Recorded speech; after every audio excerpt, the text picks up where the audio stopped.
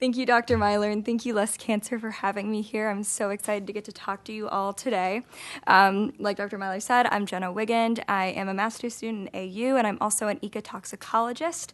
I am currently in the process of studying the Anacostia River and all of the wonderful, lovely toxins that are floating around in there and how they are impacting our aquatic ecosystems and, of course, human health. So as of right now, I'm not sure quite how much you all know about the Anacostia, so I'm just going to give you kind of a quick rundown. The Anacostia River is kind of notorious in this area.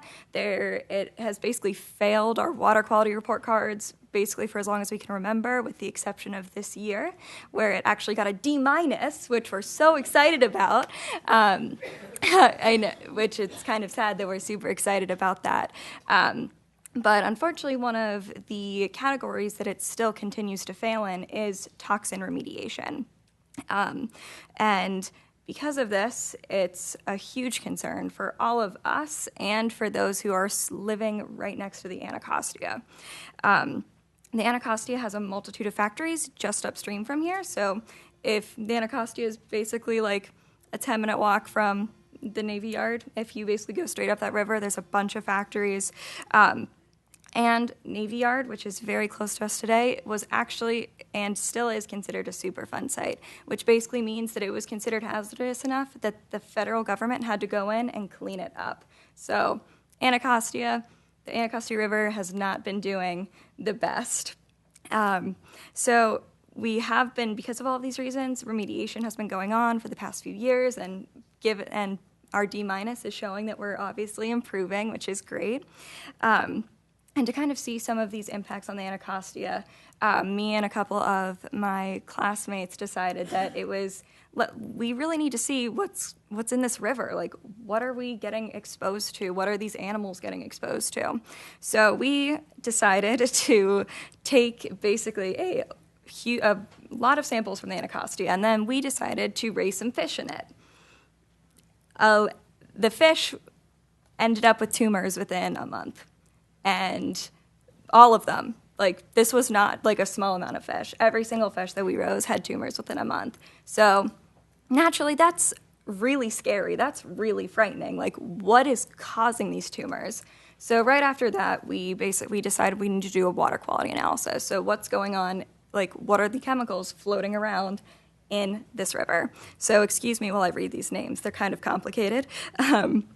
But almost all of, probably the top 13 chemicals that we found were possible carcinogens, including ethylbenzene, polychlorinated biphenyls, polycyclic aromatic hydrocarbons, ursodeoxycholic acid, diacetate, and siloxanes. These toxins are known to build up into our bodies, and the more chemicals and the more exposure we have to these, obviously, the worse it is for us. So almost all of them, the more we have, the more likely we are to get cancer and really debilitating diseases that obviously we really don't want.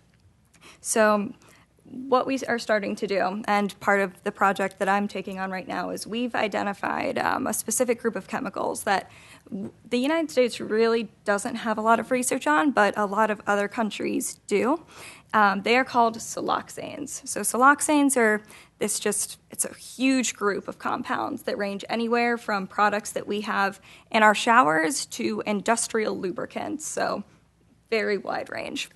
And we have been exposing our fish to siloxanes, and they're actually very widely used in the United States because they've been deemed totally okay for human consumption, human use, and all of basically just everyday life, because as long as they're in really small concentrations, they're not going to do anything to us. But what's really concerning is we raised some fish in these really small concentrations, and surprise, surprise, they started dying too. And all of it's really it's not good news, unfortunately. And there's so much research that needs to be done in these fields. Had we known more about siloxane sooner, potentially we could have stopped it from going into our rivers. And all of these other chemicals, which have either been sticking around in the sediment since they were banned all those years ago, or are currently being pumped into our rivers today as I speak. is honestly really, it's scary. It's scary to me. It's scary to just about every person I talked about, including every member of my committee for my proposal. And we are really hoping that through education, through working with NGOs, including Anacostia Watershed Society, Less Cancer, that we can really raise awareness about the dangers of a lot of these chemicals and toxins and figure out ways to work with legislators, to work with different groups to just figure out what to do with all of these chemicals, whether it's remediation and getting rid of them completely, whether it's banning them and slowly cleaning our rivers. But all we do know is that we need change soon, or else everyone who is dependent on the Anacostia for sustenance, for recreation, will unfortunately be suffering in the next few years. So I really hope to see all of us to work together so that we can have a safe family, have safe fish, and a really safe future. Thank you so much. Thanks, Jenna. And you know what?